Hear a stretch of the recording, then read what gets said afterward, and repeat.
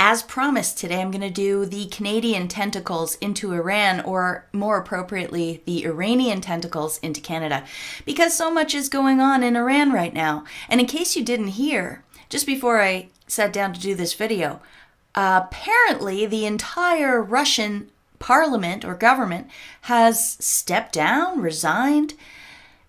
I don't know anything about it yet, and I don't know if this connects to Iran. Seems plausible that it would, because Russia was the country giving uranium to Iran, which we'll get to in a minute.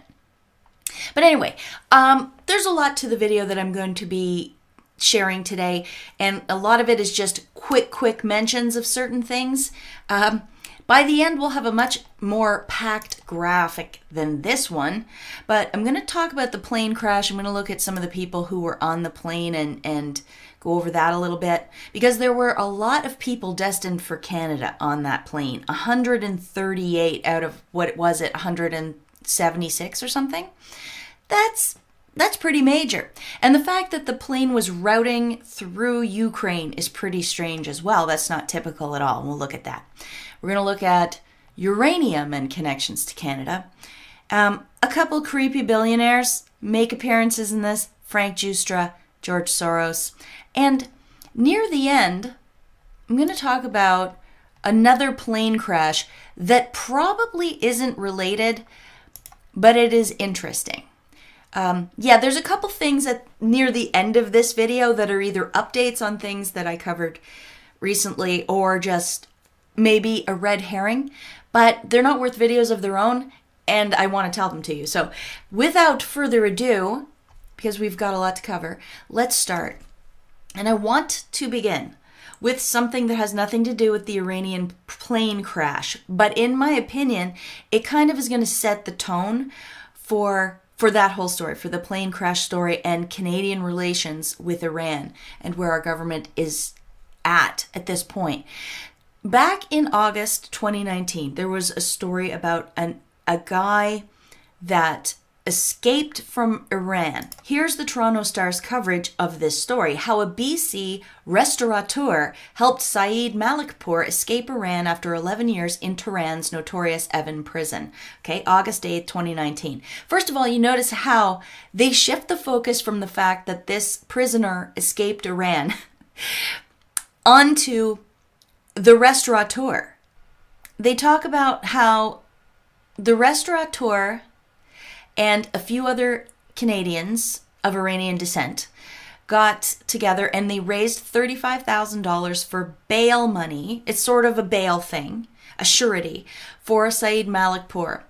And he got a 3-day pass. They begged and begged for 11 years to let this guy out of jail on a pass. Finally, that happened. And on this 3-day pass, sure enough, he escapes. He goes to a neighboring country and he gets papers to come to Canada. Now, here's the paragraph about that. We thought it was going to take 2 to 3 weeks for him to get his status back as a permanent resident to Canada.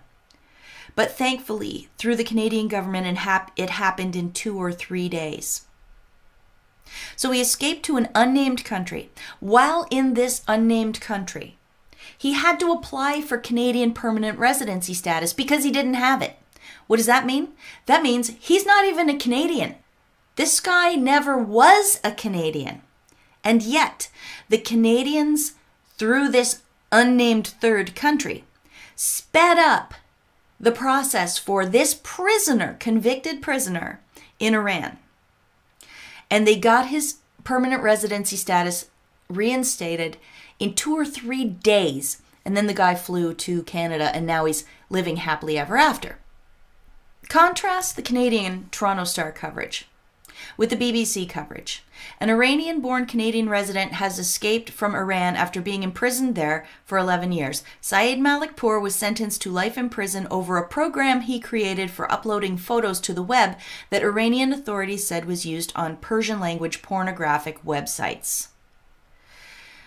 That was not mentioned in the Canadian coverage. They avoided mentioning that the Iranians thought he was making porn, or he was providing the platforms to distribute porn. This is very illegal in Iran, and he got arrested. Now, his claim is that he just created the software and he has no responsibility for what anyone uses it for.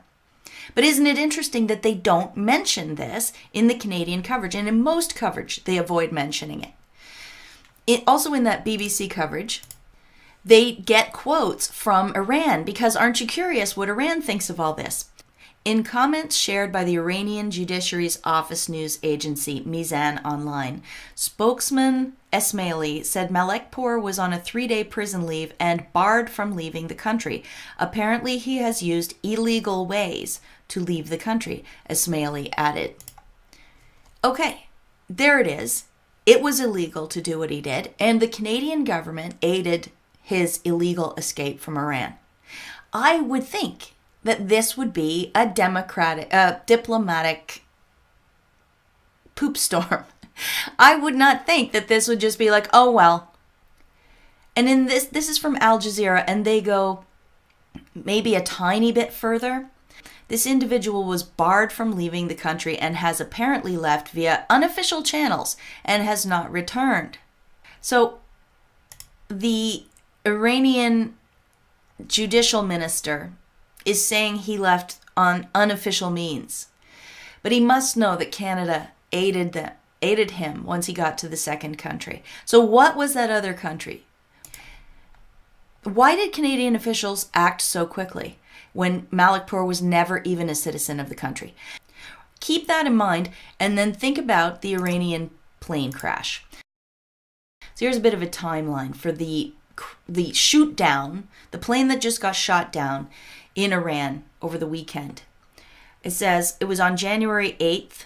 Ukraine International Airlines Flight 752 crashes shortly after takeoff from Tehran Airport, killing all 176 people on board. Most passengers are Iranian and Iranian Canadian. The crew is Ukrainian. The initial report said it was unspecified technical program that caused the crash, probably problem. And, they changed their story a whole bunch of times. By January 10th, they said they were certain that no missiles hit the aircraft. On January 11th, Iran's military admits it shot down the Ukrainian airliner by mistake. And on it goes.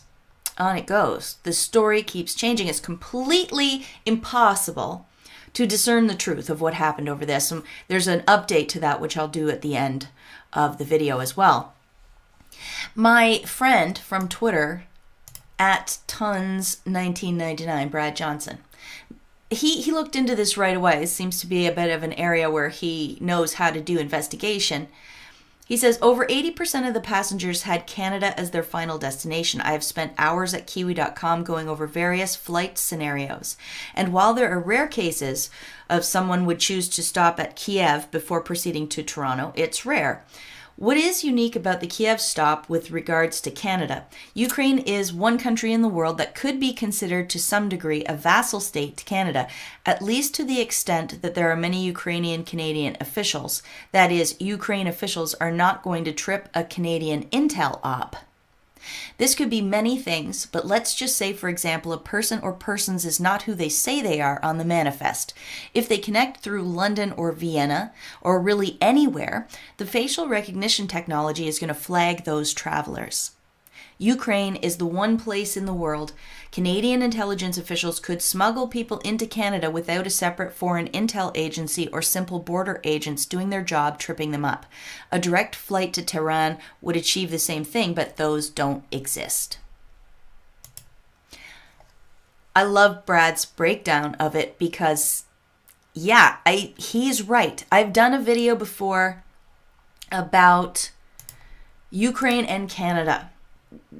It's a long, involved story, but when Ukraine got free of Russia, the Soviets, in 1991, George Soros was already there and had already staked out his territory. And one thing that he did was he brought over tons of Ukrainian Canadians to run different departments. And I mean this. He brought them over to run the judicial system, redesign the whole judicial system. They let go of 600,000 people from the Ukrainian military over a period of years. He put a Canadian in charge of the civil service. Canadians were in charge of advising the president. And there's more. I think a Canadian was the economics minister, the finance minister, and the liaison between Ukraine and the World Bank. Stocked Ukraine with Canadians back in 1991. And this relationship has never ended. So if you want to learn more about that, you can see my video, Anti-Corruption is the New Corruption.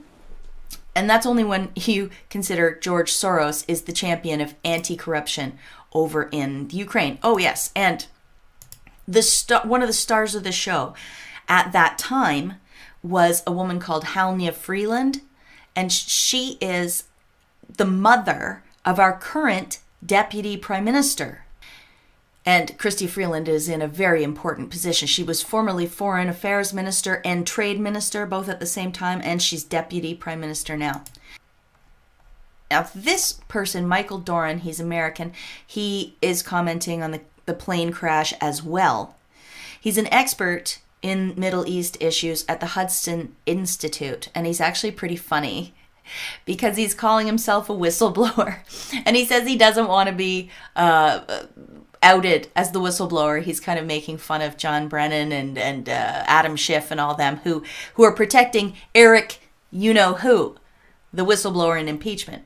So this guy, Mike, it's at Doranimated. He says, this article identifies me as the whistleblower in the matter of the messages to Soleimani from Team Obama. I can neither confirm nor deny. I find that funny. Yeah, if you want to learn more about what he's talking about there, go follow him on Twitter. He's posted a bunch of things. He commented on the plane crash, and he had this to say. The curse of Soleimani. In the aftermath of the downing of the Ukrainian plane, an Iranian newspaper revealed that an Iranian couple, Mohammed Saleh and his wife, who studied in Canada and who were on the plane, had been photographed with Qasem Soleimani. There they are here.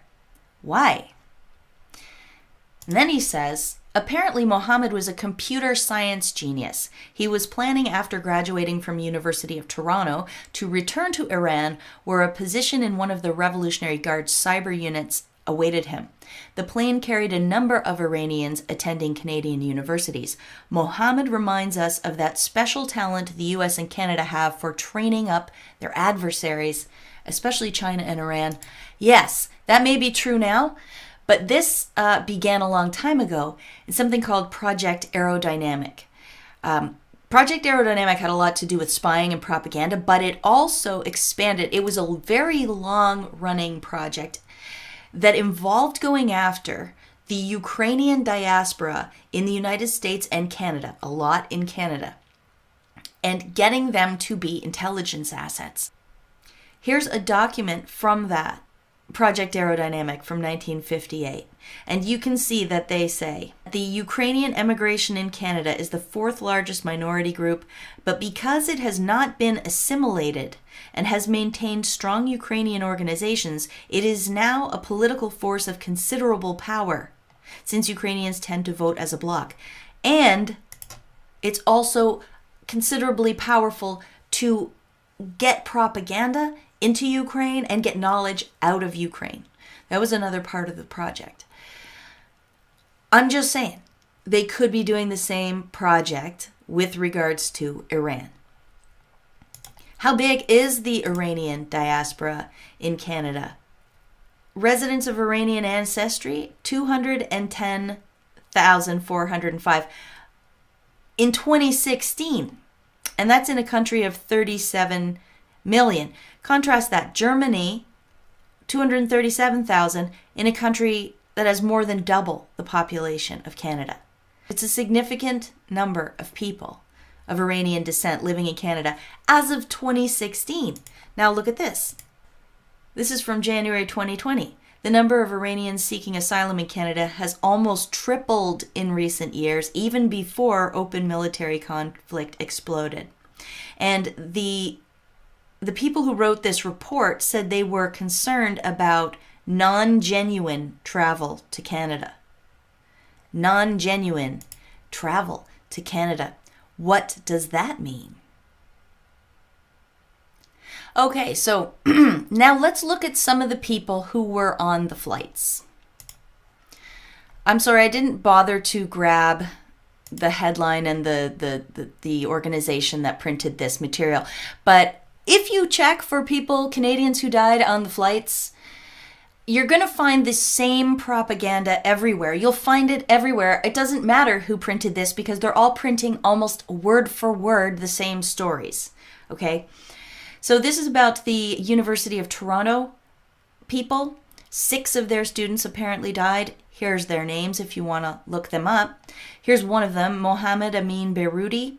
He wanted to better many lives through his research on the next generation internet. Okay, so that's 2 involved in computers so far. Another one, Mohammed Amin Jebeli, was in the Faculty of Medicine.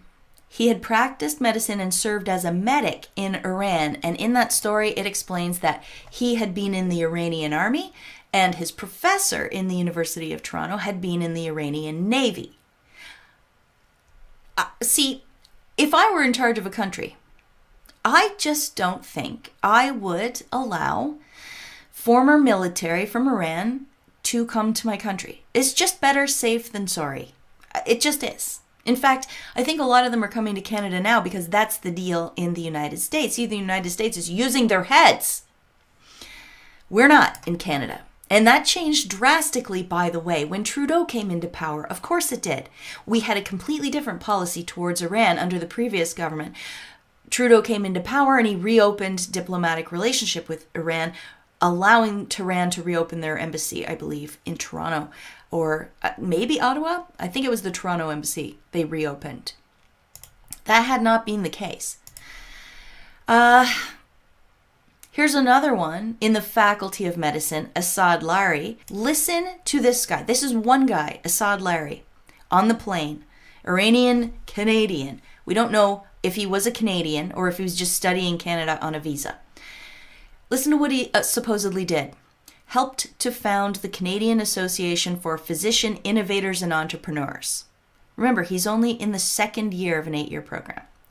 He gave a TEDx talk last February on how to empower youth. Since 2015, he served as the managing director of STEM Fellowship, which is a youth-led nonprofit he co-founded. Asad Larry was involved in UNESCO, so the United Nations, the Canadian Institute for Health Research, the Canadian Red Cross, Science World British Columbia. That's weird because he's in Toronto, and Toronto is very, very far from British Columbia. He was in a civic engagement group called Apathy is Boring, and he's involved in the World Economic Forum. And this says just to name a few of the many organizations he served over the last few years. He was the vice president of global health with the U of T Medical Society.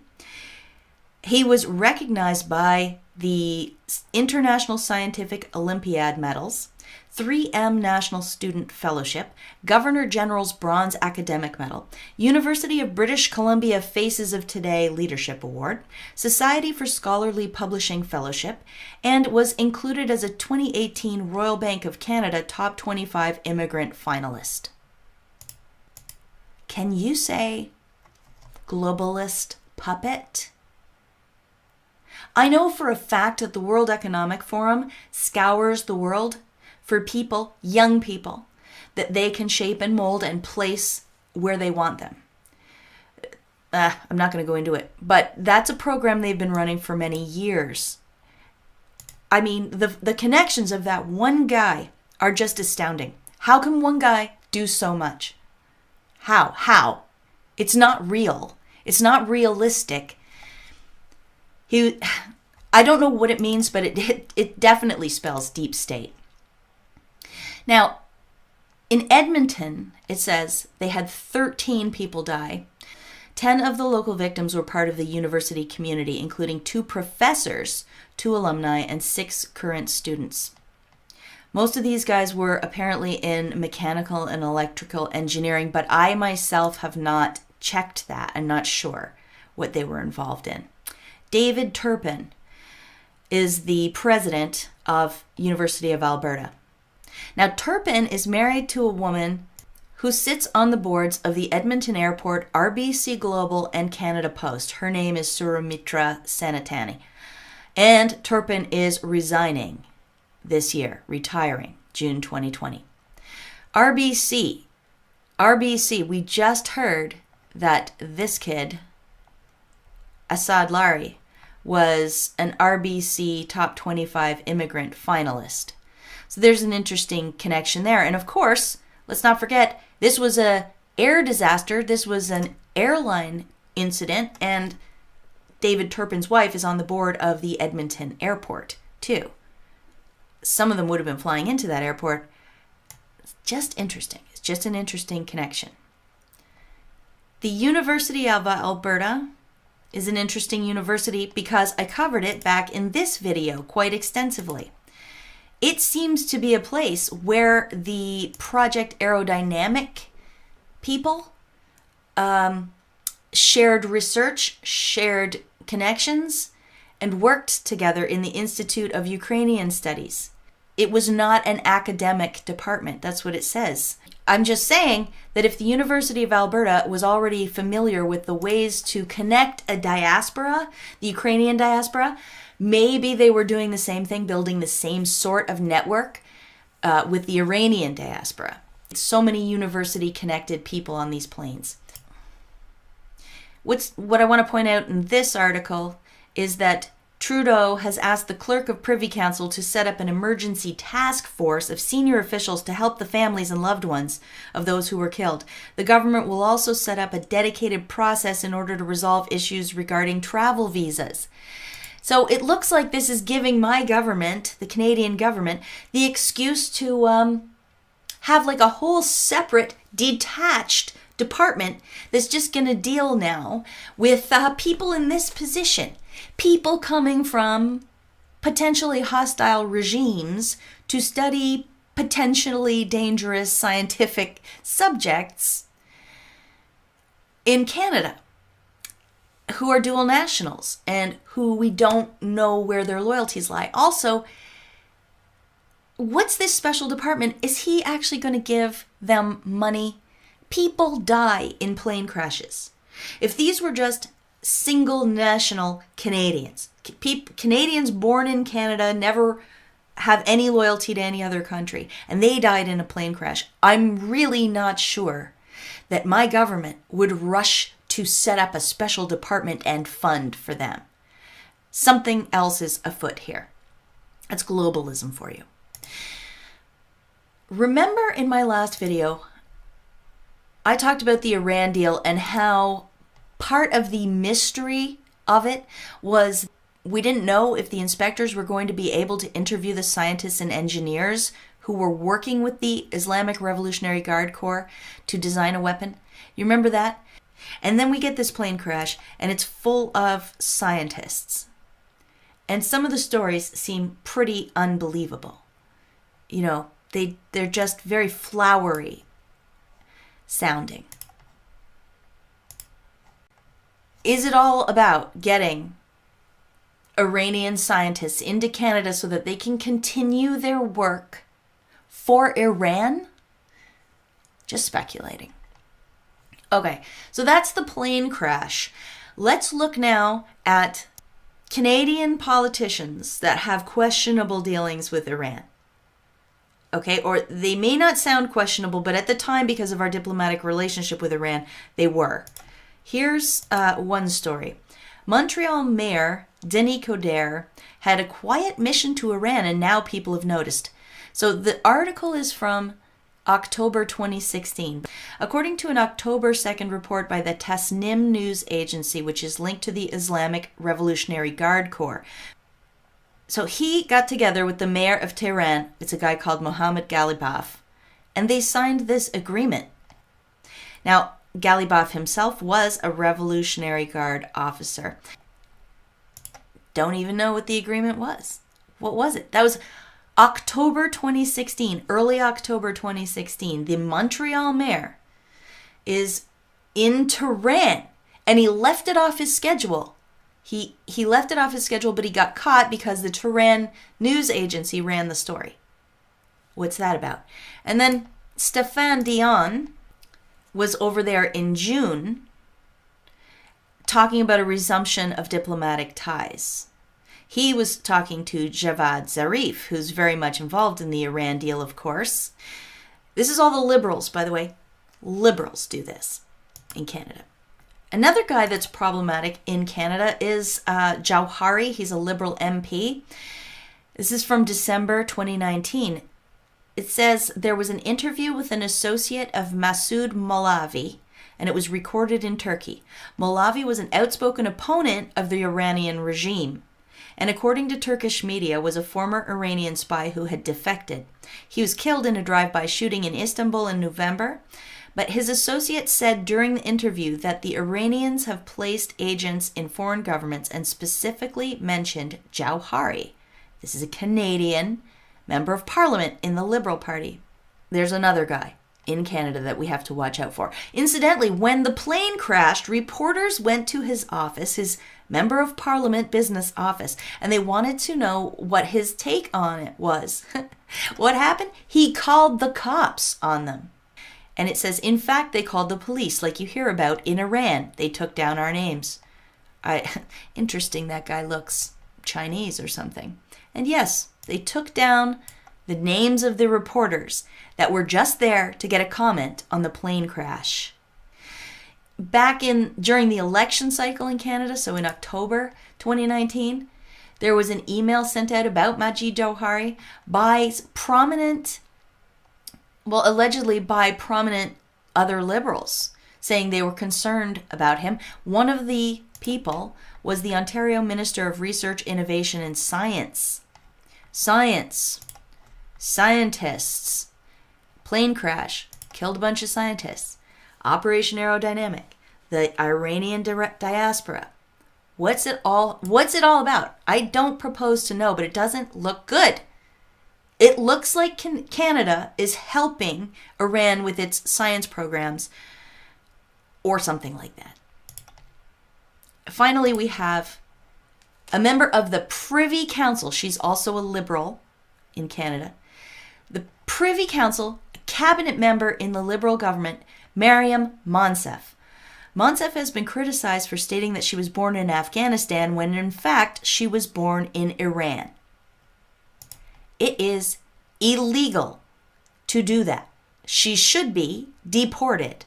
And in fact, the Trudeau government has regularly revoked citizenship from individuals who had become citizens through fraudulent means, including individuals who came to Canada as children but whose parents had made false claims on the immigration forms. That's exactly her story. And I mean, that's not the only problem. Look where she was in 2014. In 2014, Monsef had been offered a job in Afghanistan, but was unable to enter the country because of security concerns. She then went to Iran to work on relief efforts for Afghan refugees, so she says. She returned to Canada and ran for mayor of Peterborough in 2014, finishing a close second. Later that same year, she was chosen to represent the Liberal Party in the upcoming federal election. And she was elected on October 19th, 2015. She got into Canada illegally.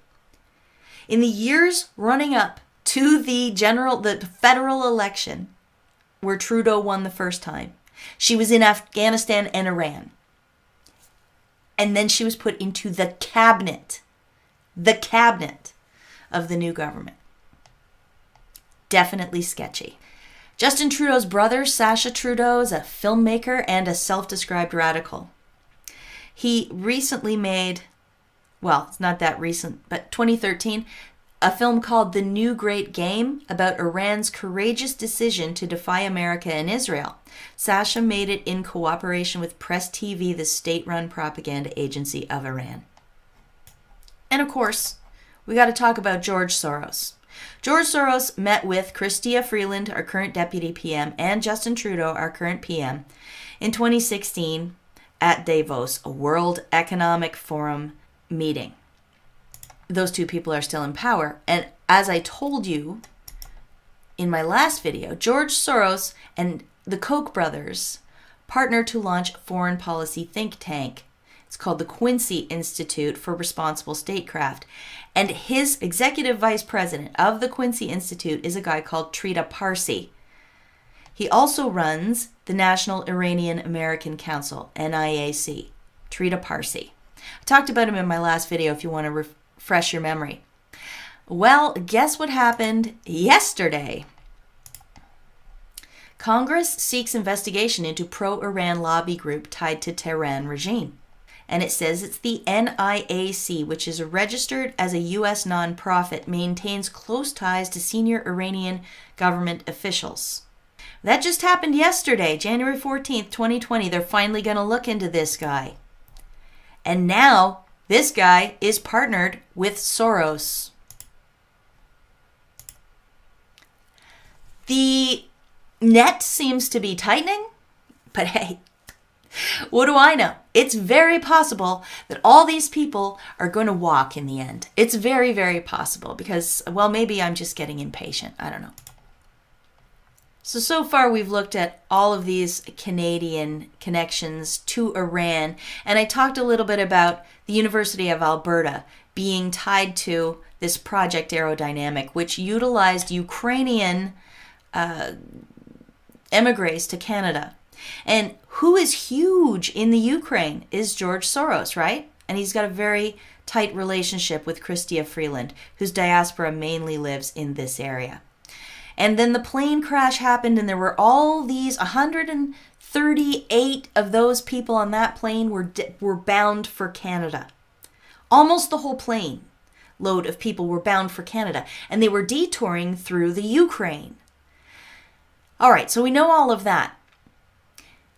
This seems very deep state-ish to me. And the whole story about how the plane came down is a mystery. I don't know who did what. But you know what happened on Sunday morning in Ontario, Canada? Something that I can't help but think might be a deep state message or who knows what. It's high weirdness. On Sunday, the Sunday after the plane crash, Canadians got this message. Emergency alert. This is a province of Ontario emergency bulletin which applies to people within 10 kilometers of the Pickering nuclear generating station. An incident was reported at the nuclear generating station. That came in at 7:20 a.m. Sunday morning. What a coincidence. Also, I just want to point out, on my phone, now I have a smartphone that I don't use anymore, doesn't even have a SIM card in it, but I guess it was connected to the Wi-Fi. On mine, it says presidential alert.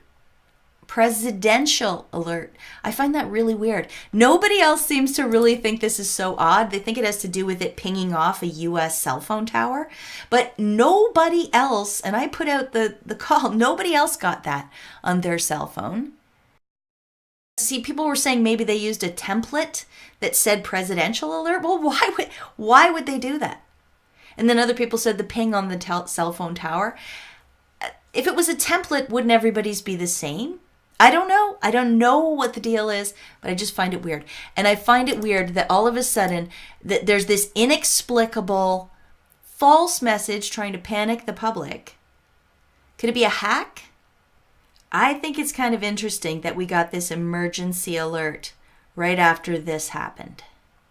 It almost feels like a message or a warning or like we know what you're up to or you're vulnerable to, something along those lines. I don't know. All right, so I've covered most of that stuff. Let's move on to Frank Giustra. Remember I said Marvin Nicholson is Canadian, and John Kerry officiated his wedding in January 2017, and Barack Obama was also there. I forgot to mention Marvin Nicholson had been glued at the hip, I said, to John Kerry for a long time out of nowhere. And when Obama, after John Kerry lost the 2004 election, it was like they handed Marvin Nicholson off to Obama. And then Marvin Nicholson was with Obama through his entire 2 terms as president, as a golfing buddy, as a professional friend. In fact, they say that during the Osama bin Laden raid, do you remember when they supposedly went in and killed him? That Obama left. He said he couldn't watch the whole thing. And what did he do, supposedly? Supposedly, he went and played cards with Marvin Nicholson during the Osama bin Laden raid. Something's up with that. That's all I'm saying. And you remember that Marvin Nicholson was from North Saanich, BC. North Saanich, BC is also where Frank Giustra is from. Both of these guys are from there. And Frank Giustra is significant because he's a pal of the Clintons. Look at this Washington Post headline from the time. The Clintons, a luxury jet, and their $100 million donor from Canada. They also used his jet a lot. Here's from the Markets Work blog, Jeff Carlson, from December 21st, 2017. This is a really good primer on Uranium One if you want to go learn more about it. Frank Giustra owned Eurasia. He's Canadian. Newly formed uranium company that was seeking to purchase lucrative uranium reserves in Kazakhstan. It goes on to describe how through contacts with Clinton and seeming payoffs in the form of donations to the Clinton Foundation, Giustra got permission from Secretary of State Hillary Clinton to buy and sell uranium. And the uranium eventually went to Rosatom, which is Russia's nuclear agency. So that's why it's such a significant story. And even the New York Times in 2015 talked about what a big deal this was. And they say, either way, the Uranium One deal highlights the limits of such prohibitions on doing this kind of shady dealing. The foundation will continue to accept contributions from foreign sources whose interests, like Uranium One's, may overlap with those of foreign governments which may be at odds with the United States. So the New York Times understands the scope of the problem here. And Frank Giustra, Canadian, is right up in that. Oh, before I tell you a little bit more about Frank Giustra, I gotta mention Ian Telfer. Ian Telfer is a partner in all of this. He's Canadian as well. Nobody ever mentions him. Nobody ever mentions him. Ian Telfer and Giustra are longtime friends and colleagues. He gave $2.3 million to the Clinton Foundation. The chairman of Uranium One. Okay? So who is he? And why isn't he mentioned more often? Ian Telfer, by the way, also, wouldn't you know, is involved in the Adoptive Families Association of British Columbia.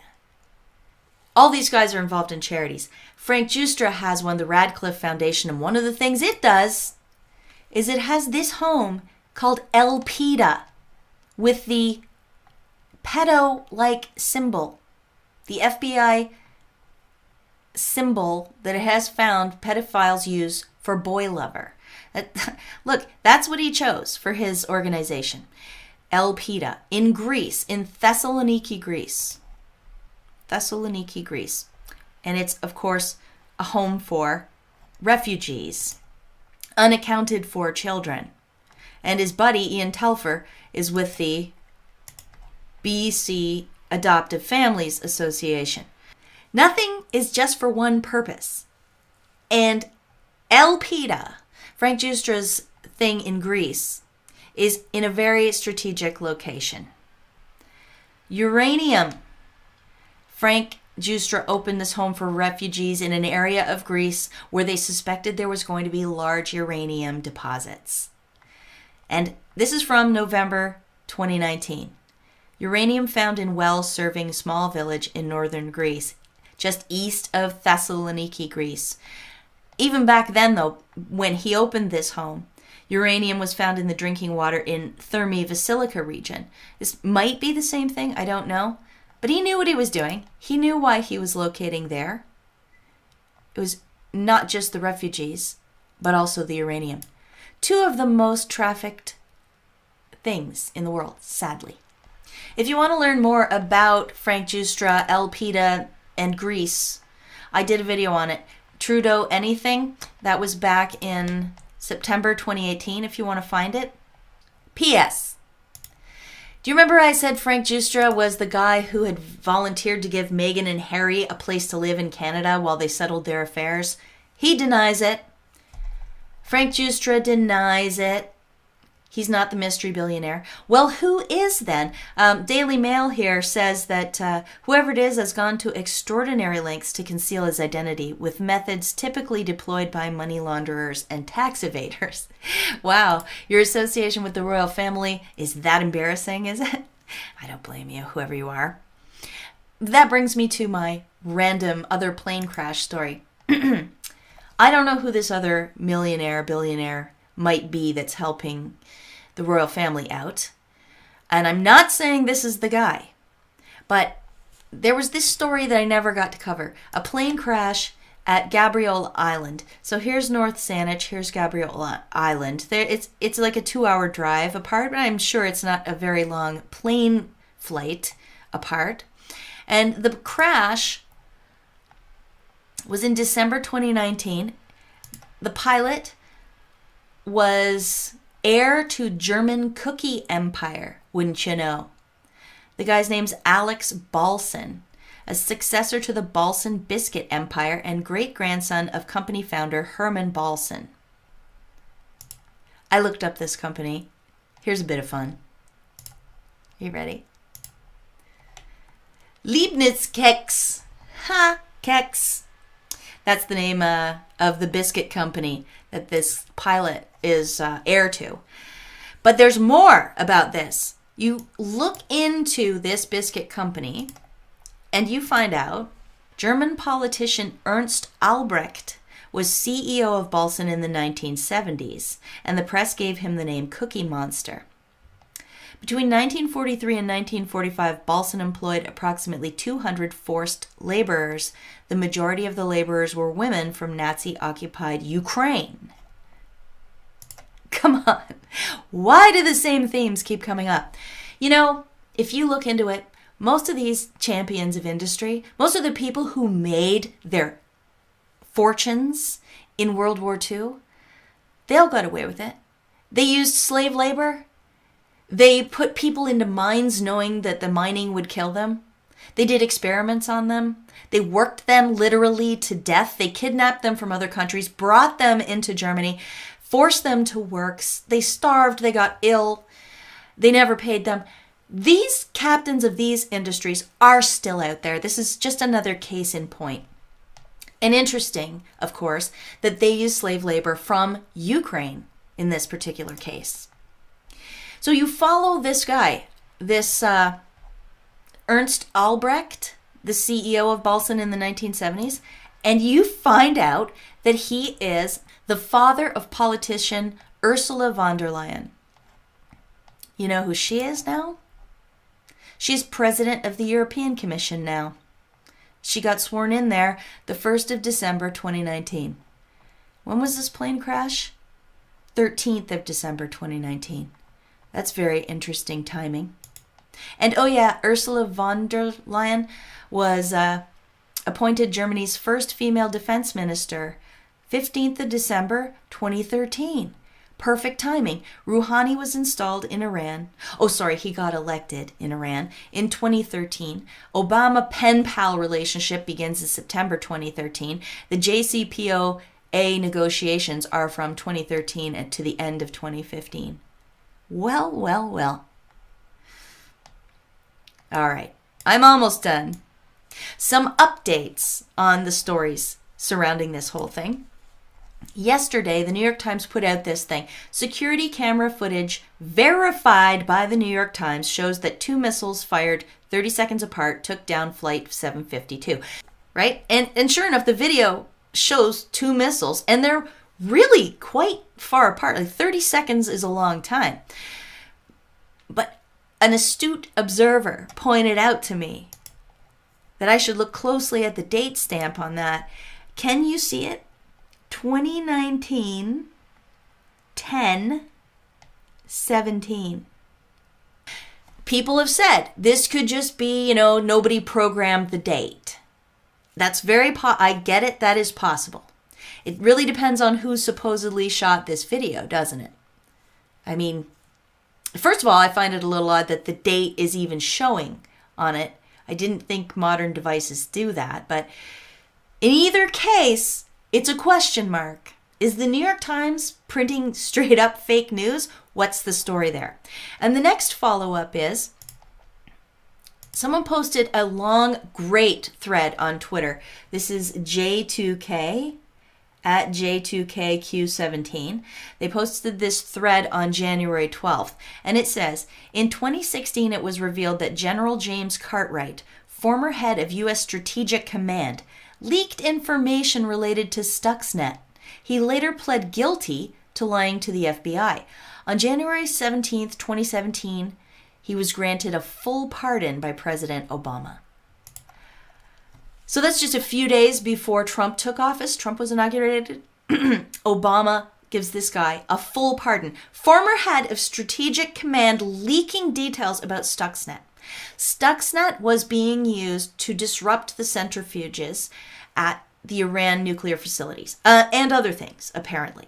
At least that's my understanding of it. You can correct me in the comments if I don't understand what I'm talking about, because there's a good chance that's true. This is an odd pardon, wouldn't you think?